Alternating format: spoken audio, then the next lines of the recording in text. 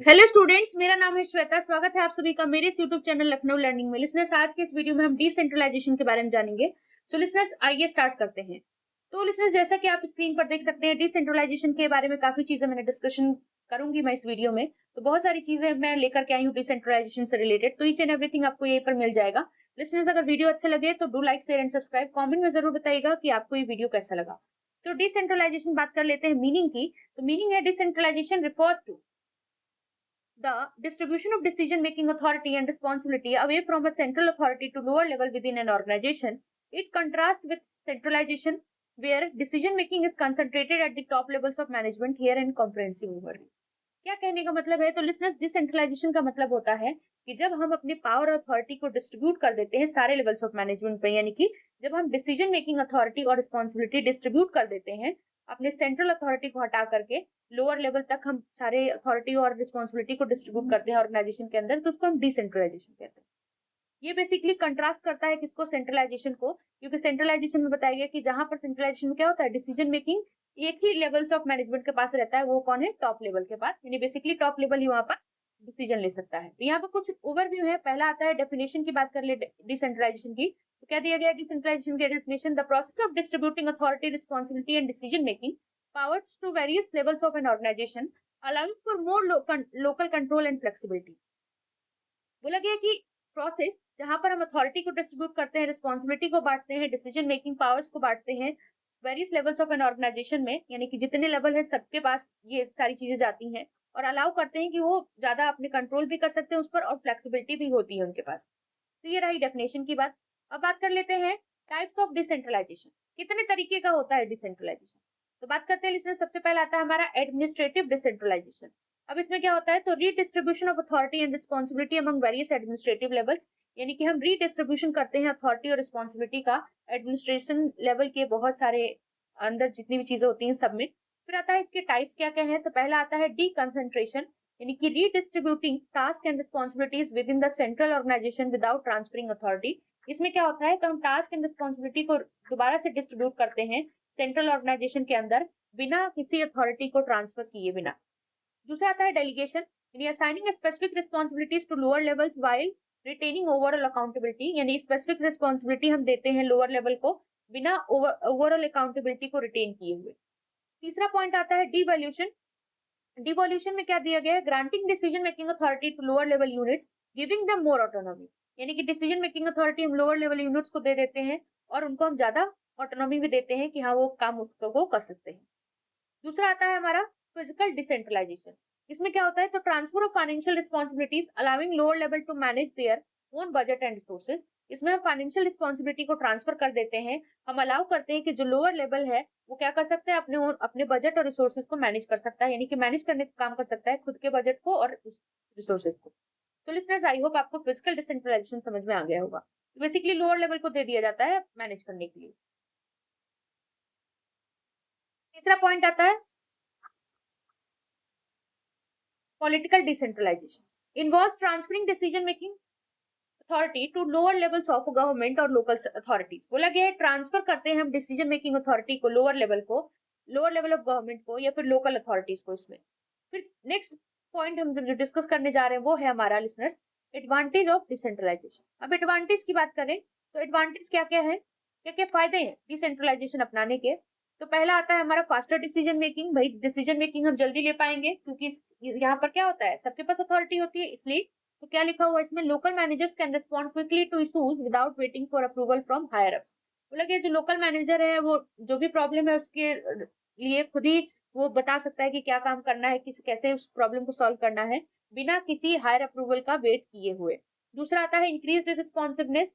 तो बोला गया टीम्स क्लोजर टू कस्टमर्स और operational challenges can tailor their responses more effectively, यानी कि जब टीम क्लोज होगी कस्टमर के या ऑपरेशनल चैलेंजेस के तो वो अपने रिस्पॉन्स को बहुत अच्छे तरीके से कर पाएगी। नेक्स्ट आता है तीसरा एम्प्लॉय एम्पावरमेंट। तो employees feel more valued and trusted leading to higher morale and job satisfaction. यहाँ पर एम्प्लॉय को पास पावर रहती है तो अपने आप को बहुत ही ज्यादा वैल्यूबल महसूस करते हैं, अपने आप को ट्रस्टेड महसूस करते हैं। इंपॉर्टेंस मतलब उनको फील होता है कि हमारी भी इंपॉर्टेंस है इस ऑर्गेनाइजेशन में, हम भी कुछ है। तो उससे क्या होता है? उनका मोरल बूस्टअप होता है और जॉब सेटिस्फेक्शन भी बढ़ता है। एम्प्लॉयज टर्नओवर नहीं हो पाता फिर। सो बेसिकली इसमें ज्यादा वैल्यूड और ट्रस्टेड फील करते हैं, जिसकी वजह से हाई मोरल होता है उनका और जॉब सेटिस्फेक्शन। नेक्स्ट पॉइंट आता है डेवलपमेंट ऑफ फ्यूचर लीडर्स। यानी फ्यूचर लीडर्स का डेवलपमेंट होता है, यानी provides lower level managers with opportunities to gain experience and develop leadership skills. यानी लोअर लेवल मैनेजर्स को बहुत सारे अपॉर्चुनिटीज दी जाती है कि एक्सपीरियंस को गेन करें और लीडरशिप स्किल को डेवलप करें। यानी कि बेसिकली वो लोग किस चीज को डेवलप करें लीडरशिप स्किल्स को।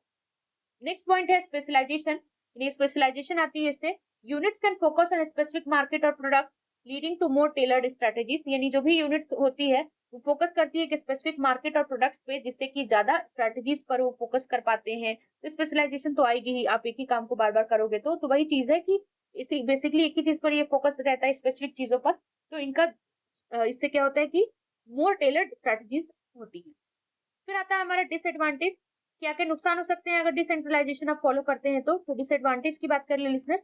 तो डिसएडवांटेज की बात करें तो पहला आता है हमारा इनकंसिस्टेंसी। तो इसमें आता है डिफरेंट यूनिट्स में make decisions that lead to inconsistent policies और प्रैक्टिसेस अक्रॉस द ऑर्गेनाइजेशन। देखिए अलग अलग डिफरेंट यूनिट्स होंगे तो डिसीजंस ले सकते हैं, जिसकी वजह से पॉलिसीज इनकंसिस्टेंट हो सकती हैं या फिर ऑर्गेनाइजेशन में जो भी काम हो रहा है उसमें गड़बड़ हो सकता है।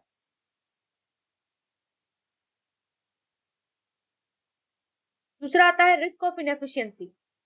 इनएफिशिएंसी की रिस्क बहुत रहती है, यानी सम यूनिट्स में डुप्लीकेट कॉस्ट और रिसोर्सेज लीडिंग टू इनएफिशिएंसीज। कुछ यूनिट्स ऐसी हो सकती हैं जो कॉस्ट और रिसोर्सेज में डुप्लीकेशन कर सकती हैं, जिसकी वजह से इनएफिशिएंसी हो सकती है।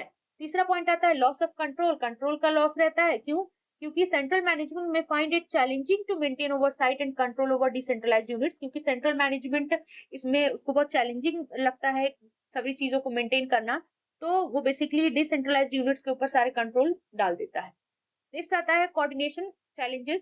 कोऑर्डिनेशन की चीजें इसमें बहुत कम पाई जाती है। Ensuring alignment and coordination between different units can become complex. बोला गया है कि जो भी एम्प्लॉयज काम कर रहे हैं उनके बीच में अलाइनमेंट लाना, इंश्योर करना, कोऑर्डिनेशन लाना डिफरेंट यूनिट्स के बीच में बहुत ज्यादा कॉम्प्लेक्स होगा। नेक्स्ट आता है हमारा fifth point, factors influencing decentralization. यानी कौन कौन से ऐसे फैक्टर्स हैं जो इन्फ्लुएंस करते हैं डिसेंट्रलाइजेशन को। तो पहला आता है हमारा साइज ऑफ द ऑर्गेनाइजेशन, कि ऑर्गेनाइजेशन का साइज कैसा है, मीडियम है, लार्ज है, स्मॉल है।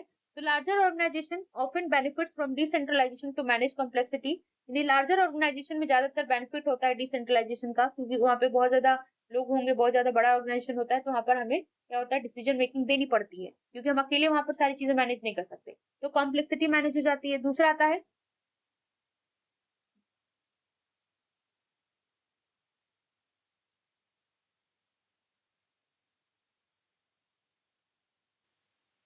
Geographic dispersion. Organizations with operations in multiple locations में decentralized to enhance local responsiveness। बोला गया ऑर्गेनाइजेशन जहां पर मल्टीपल लोकेशंस है वो डिसेंट्रलाइज होता है, लोकल रिस्पॉन्सिवनेस से एनहांसमेंट होती है उसमें। तीसरा आता है नेचर ऑफ द बिजनेस, यानी कि बिजनेस का नेचर कैसा है। तो industries requiring rapid decision making में फेवर डिसेंट्रलाइजेशन स्ट्रक्चर। यानी इंडस्ट्रीज जहां पर बहुत जल्दी जल्दी डिसीजन लेने की जरूरत पड़ती है वो लोग डिसेंट्रलाइजेशन स्ट्रक्चर को फॉलो करते हैं। फिर नेक्स्ट पॉइंट है हमारा मैनेजरियल फिलोसफी, यानी leadership styles that prioritize empowerment and trust में लीन टुवर्ड्स डिसेंट्रलाइजेशन। यानी जो लीडरशिप स्टाइल होती है बेसिकली एम्पावरमेंट को प्रायोरिटाइज करती है और ट्रस्ट को, जिसकी वजह से वो ज्यादातर कहाँ जाती है डिसेंट्रलाइजेशन की तरफ। अब आता है हम एग्जांपल्स ऑफ डिसेंट्रलाइजेशन की बात करें तो कुछ एग्जांपल्स दिए हैं वो लिसनर्स मैंने। तो पहला आता है retail case. Store manager often have the authority to make decisions about local promotions and inventory based on customer preferences. मतलब क्या है कि स्टोर मैनेजर के पास अथॉरिटी होती है कि वो डिसीजन ले सकता है लोकल प्रमोशन से रिलेटेड और इन्वेंट्री से रिलेटेड, जो कि कस्टमर के प्रेफरेंसेस पर बेस्ड है। दूसरा एग्जांपल दिया है मैंने एमएनसीज का, मल्टीनेशनल कॉर्पोरेशंस का। इसमें बताया गया रीजनल ऑफिस में operate with a high degree of autonomy to tailor strategies to local market. यानी कि इसके देखिए बहुत सारे ब्रांचेस होते हैं तो सबके पास अपनी अपनी अथॉरिटी है, वही चीज बोली गई है कि रीजनल ऑफिस जो है ऑपरेट होता है हाई डिग्री ऑफ ऑटोनॉमी पे, जो कि बेसिकली स्ट्रेटजीज को टेलर करता है लोकल मार्केट में भी। अब आता है हम कंक्लूजन्स की बात कर ले। तो कंक्लूजन क्या है इसका। तो कंक्लूजन बेसिकली लिसनर्स इसमें क्या बताया गया है, तो decentralization can enhance an organization's agility and responsiveness, fostering a culture of empowerment and local decision making. However, it requires careful planning and a clear framework to ensure consistency and alignment with overall organizational goals. Balancing decentralization with adequate oversight is crucial for maximizing its benefits while mitigating potential drawbacks. बोला गया decentralisation enhance करता है organisation की agility और responsiveness को, जो कि basically poster करता है कल्चर ऑफ एम्पावरमेंट को और लोकल डिसीजन मेकिंग को। बताया गया है इसके बाद भी इसमें केयरफुल प्लानिंग की जरूरत होती है और क्लियर फ्रेमवर्क की, जो कि कंसिस्टेंसी को इंश्योर करता है और अलाइनमेंट करता है ओवरऑल ऑर्गेनाइजेशनल गोल के साथ।